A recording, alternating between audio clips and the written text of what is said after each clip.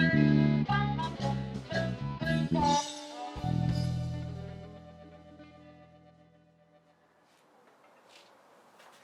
this video, I want to show some of the differences in the airbrush and the equipment that I use. Starting with the airbrush itself, there are several types of airbrushes. This one is the one I use the most. It's a Pache, spelled P-A-A-S-C-H-E. Comes in, this is just the kit for the Pache airbrush. It also has a starter kit. If you're interested, you can find that online. Airbrushes come in two types. They come in the single action, which is where all you do is you get down, press down on it, and depending on what airbrush you're using, out shoots the paint as it sucks it up out of the brush and shoots it forward. Single action airbrush. This is a double action airbrush, which means you can press down for the air, pull back on the trigger to get the paint. Here's an example. Take off the tail. Pache has a red tail.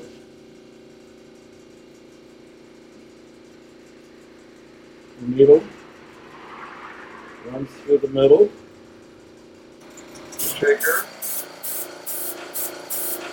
presses through the air hose. When you pull back, that means down for the air,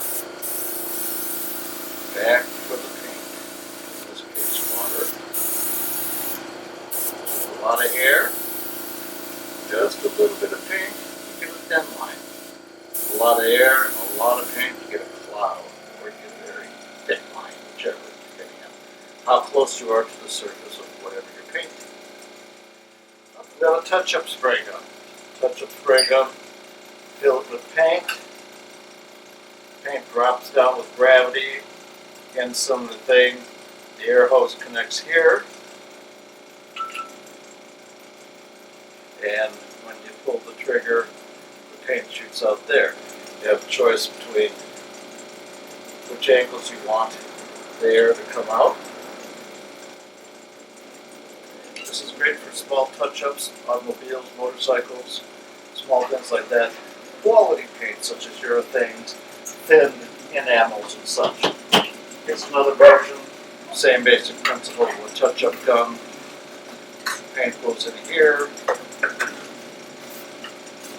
When you press down, the air draws out, sucks the paint up through the tube, shoots it out in front, similar to this. When I had the bottle attached to the bottom of that, this works on the same suction principle.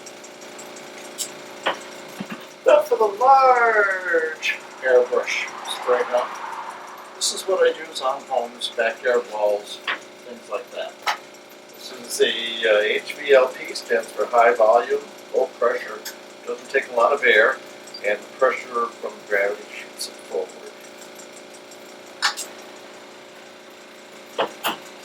In addition to the actual spray equipment, the spray gun, you're going to need some air source, which is a great compressor. This one is good for big jobs, such as the backyard walls and things of that nature.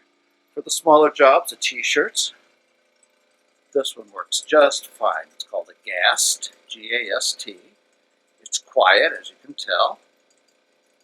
It puts out about 50 to 60 pounds of pressure when it's just running. When you push the trigger down on the airbrush, it drops the air pressure to about 35 or 40 pounds of pressure, which is plenty for an airbrush.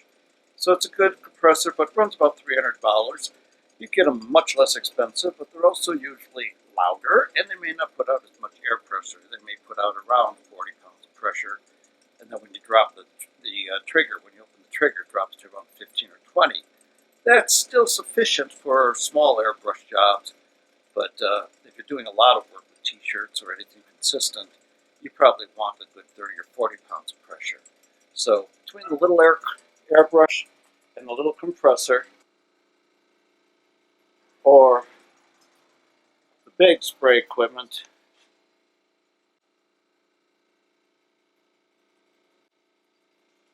and the larger air compressor, that's some of the basic equipment you might want to invest in.